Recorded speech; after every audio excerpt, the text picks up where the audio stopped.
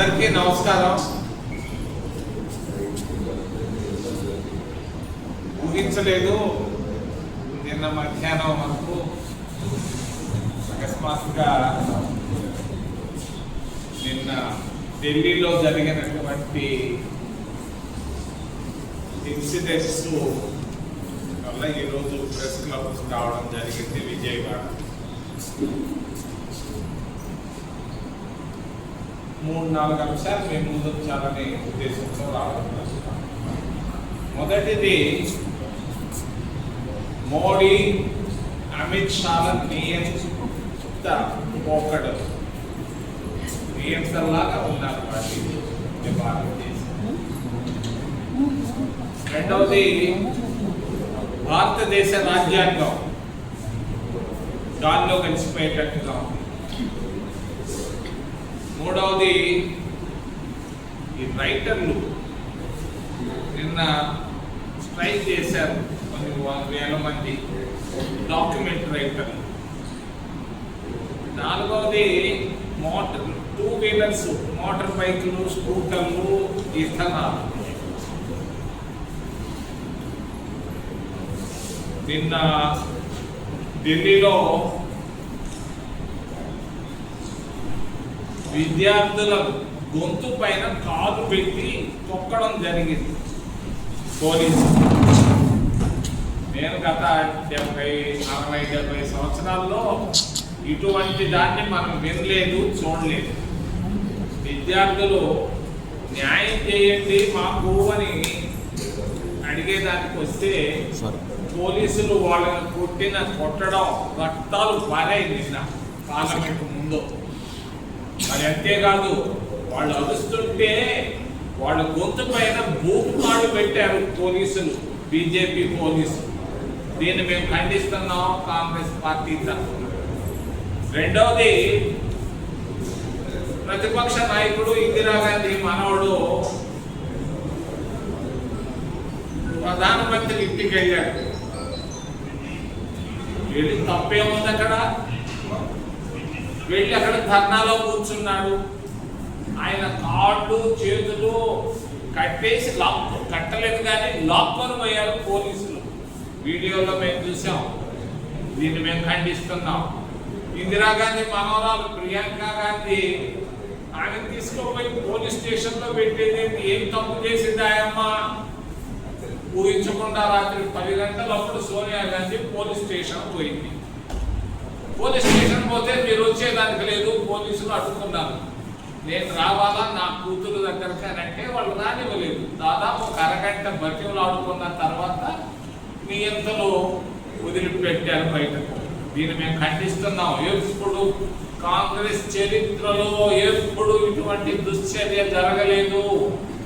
విద్యార్థులు, వేల మంది విద్యార్థులు వస్తే వాళ్ళకి కొట్టడాలు మామూలు కాదు. ఇది దుర్మార్గం, దౌర్భాగ్యం, భారతదేశానికి పట్టినటువంటి చీడ. భారతీయ జనతా పార్టీ, ముఖ్యంగా అమిత్ షా, మోడీలు చేస్తున్నటువంటి దుశ్చర్యలు. భారత రాజ్యాంగం అసలు మీకు తెలపటం లేదు. నేను పూర్తిగా మనసిప్పి మోడీ గారికి ఇంగ్లీషు ఒక్క ముక్క మాట్లాడలేడు. మీరందరూ మాట్లాడగలరు. ఆయన ఒక్క ముక్క చదవడం, ఏబిసిడీలు రావు, తెలియదు ఆయనకి.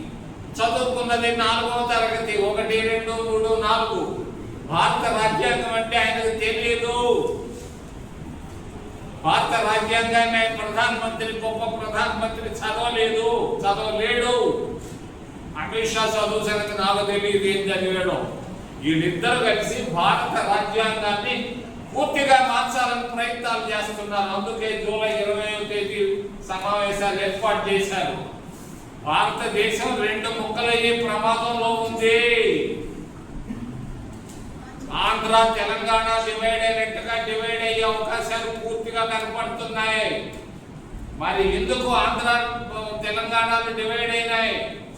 ఎక్కువగా ఉన్నటువంటి ఆంధ్రప్రదేశ్, ఈరోజు ఆంధ్రప్రదేశ్ చిన్నదిగా ఉన్నటువంటి తెలంగాణ. ఆంధ్రప్రదేశ్లో ఉన్నటువంటి రాయలసీమలో ఉన్న నాయకులంతా అధికారాన్ని వాళ్ళ చేతుల్లో పెట్టుకున్నారు. తెలంగాణ వాళ్ళు ఇష్టపడలేదు, ఉద్యమం మొదలైంది. అదే పరిస్థితి రాబోతా ఉంది. 5 500 లోక్సభ స్థానాలు రాబోతున్నాయి ఉత్తర భారతదేశానికి. దక్షిణ భారతదేశానికి 300 దాదాపుగా వస్తున్నాయి. పూర్తి అధికారం ఉత్తర భారతదేశం తీసుకోబోతుంది. ఉత్తర భారతదేశంలో నాయకులు శాసించబోతున్నారు దక్షిణ భారతదేశాన్ని. అంబేద్కర్ గారు రాసిన రాజ్యాంగంలో ఆయన కూడా ఇటువంటి ఆలోచనలు ఆ రోజు కాన్స్టిట్యూంట్ అసెంబ్లీలో వస్తే సమతుల్యతను ఆయన పాటించాడు. 543 అన్నాడు. 543తోనే రాగిపోయింది భారతదేశం. ఇప్పుడు అర్జెంట్ ఏం అవసరం వచ్చింది? దేశం ప్రమాదంలో ఉంది. నియంత పోకడలు కనిపిస్తున్నాయి. మోడీకి అసలు చదువు రాదు, చదవలేడు. అటువంటి ఆయన ప్రధానమంత్రి అయ్యాడు. అయినటువంటి ప్రధానమంత్రి దేశాన్ని పాడు చేస్తున్నాడు. ఎక్కడ విద్యా ప్రమాణాలు పడిపోయినాయి. చదువుకునే దానికి నీట్ ఎగ్జామ్ రాస్తే నీట్ ఎగ్జామ్ లో లీక్లు ఎందుకు వచ్చాయి? మీ ప్రభుత్వం ఒక్క బలహీనతలు బాగా కనిపిస్తున్నాయి. ఆర్థిక పరిస్థితులు ధ్వంసం అయిపోయినాయి. విదేశాంగ విధానం ధ్వంసం అయిపోయింది. భారతదేశం అష్ట కష్టాల్లో ఉంది. దేశాన్ని కాపాడాల్సిన అవసరం ఈ రోజు ప్రతి పౌరుడి పైన 150 కోట్ల మంది ప్రజల పైన ఉందని తెలియజేస్తూ నిన్న రాసినటువంటి డాక్యుమెంట్ రైటర్లు వాళ్ళ విషయంలో చంద్రబాబు నాయుడు గారు విశాల హృదయంతో పోవాల్సిన అవసరం. ఈరోజు కష్టాలు పడుతున్నారు. వాడు జోలికి ఎందుకు పోతావయ్యా? నువ్వు చేయాల్సింది చాలా ఉందయ్యా. కరోనాని ముందు ఆపువయ్యా. గుంటూరులో కరోనాతో చనిపోయారు 4. అది ఆపువయ్యా. ఇది ఎందుకయ్యా? చంద్రబాబు నాయుడు గారు ఈరోజు ఢిల్లీ ప్రయాణం అయినట్టున్నారు. మరి చివరిలో ఇథనాల్ దాదాపు 20 కోట్ల మోటార్ బైకులు, స్కూటర్లు భారతదేశంలో ఉన్నాయి. వీటికి మామూలుగా కాంగ్రెస్ ప్రభుత్వం ఉన్నప్పుడు పెట్రోల్ పోసేది. ఇప్పుడు పెట్రోల్లో కొత్తది కలుపుతున్నారు, తప్పు చేస్తున్నారు. ఇథనాల్ అనేది దీనివల్ల మోటార్ ఇంజన్లు అన్ని ఫెయిల్ అయ్యే అవకాశాలు ఉన్నాయి. మరి ఇంజన్లు నష్టపోయే అవకాశం ఉంది. ఈ విషయంలో కూడా కేంద్ర ప్రభుత్వం ఆచితూచి చేయాలని తెలియజేస్తూ ఏదైనా ప్రశ్నలు ఉంటే అడగమని మిమ్మల్ని చేతులెత్తి ప్రార్థిస్తున్నాం.